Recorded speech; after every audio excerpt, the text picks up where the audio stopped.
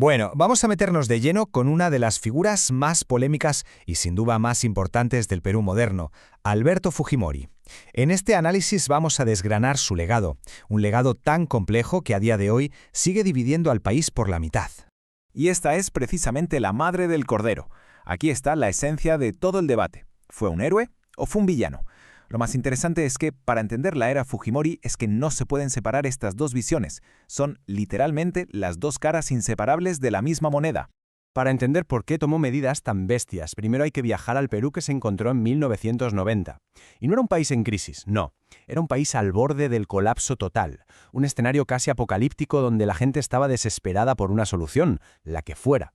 A ver, miremos esta cifra, porque es de locos. Hablamos de la hiperinflación anual. Y no es un error, ¿eh? 7.482%. ¿Qué significaba esto en la práctica? Pues que el dinero valía menos cada hora que pasaba. La gente cobraba su sueldo y salía corriendo a comprar lo que fuese, porque sabían que al día siguiente esos billetes no valdrían prácticamente nada. Y esto es el reflejo del colapso absoluto. El Producto Bruto Interno se desplomó más de un 13% en un solo año. Fue la peor caída de la historia de Perú. La economía estaba totalmente gripada. El Estado no tenía ni para pagar las nóminas. Por si la catástrofe económica fuera poco, estaba el terror. Más de 25.000 muertos a manos de grupos terroristas, sobre todo Sendero Luminoso, que llegaron a controlar partes enteras del país. Era en la práctica una guerra civil no declarada. Claro, ante una situación límite, la respuesta de Fujimori fue igual de extrema. Puso en marcha un plan económico tan salvaje que se ganó su propio nombre, el Fujishock. Aquí lo tenemos definido. La idea del Fujishock no era ir poco a poco. No. Era una operación a corazón abierto, sin anestesia. Se trataba de cortar la hemorragia económica de un solo golpe para estabilizar el país ya. Y este dato es brutal para entender la dureza de la medida. Es que cuesta hasta imaginarlo. De un día para otro, llenar el depósito costaba 30 veces más. Fue un mazazo increíble para el bolsillo de todo el mundo, pero era el primer paso, según ellos, para matar a la bestia de la hiperinflación. Ojo, que el plan no era solo un ajuste de precios. Como vemos aquí, se basaba en 4 pilares para darle la vuelta al país por completo.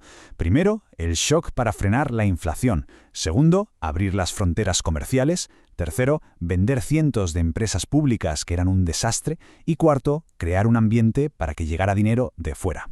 Y aquí una aclaración que me parece súper importante. Es un error muy común pensar que Fujimori firmó los grandes tratados de libre comercio que tiene Perú hoy. Pues no lo hizo. Lo que sí hizo, y esto es fundamental, fue poner los cimientos. Creó las condiciones, la estabilidad, la apertura, que permitieron que los gobiernos que vinieron después pudieran sentarse a negociar y firmar esos acuerdos. Pasemos ahora a ver los resultados, porque este modelo tuvo dos caras muy marcadas. Por un lado, un éxito en las grandes cifras económicas que nadie puede negar, pero por otro, un coste social altísimo que pagó muchísima gente. Las luces, desde luego, brillaron mucho. Después del shock inicial, la economía peruana despegó como un cohete. Entre el 93 y el 97 creció a un promedio del 7,3% al año, más del doble que la media mundial. Perú se puso de moda, era el ejemplo de la recuperación. Pero si hay que destacar un logro económico, es este: la aniquilación de la hiperinflación. Pasar de casi 7.500% a menos del 10% en solo 2 años fue una auténtica hazaña. Devolvió algo de certidumbre, de previsibilidad a la vida de la gente. Ahora, abrirse al mundo así de golpe fue un arma de doble filo. Por un lado, claro, el país se modernizó, llegaron empresas nuevas, tecnologías, productos de fuera. Pero la cara B fue la ruina para la industria local. Miles de empresas peruanas, sin protección ninguna, simplemente no pudieron competir y tuvieron que cerrar. Y aquí están las sombras más duras del modelo. El shock inicial disparó la pobreza. La brecha entre los más ricos y los más pobres se hizo todavía más grande. El empleo se volvió mucho más precario y la economía, al estar tan abierta, se quedó muy expuesta a las crisis que venían de fuera. Es que es imposible entender el legado económico de Fujimori sin hablar de su lado más oscuro, porque una cosa va de la mano de la otra. Todo ese éxito económico se levantó sobre los escombros de la democracia, sobre una corrupción generalizada y sobre violaciones gravísimas de los derechos humanos. Esta cronología es que lo resume todo de una forma tremenda. Desde los crímenes de Estado, como las matanzas de Barrios Altos y la Cantuta, hasta el momento clave, el autogolpe del 92, cuando cierra el Congreso y se hace con el poder absoluto. Y el final, claro, en el año 2000, cuando todo salta por los aires con los famosos Vladivideos, donde se veía a su asesor repartiendo fajos de billetes. Y esta tabla es una radiografía de cómo funcionaba el sistema.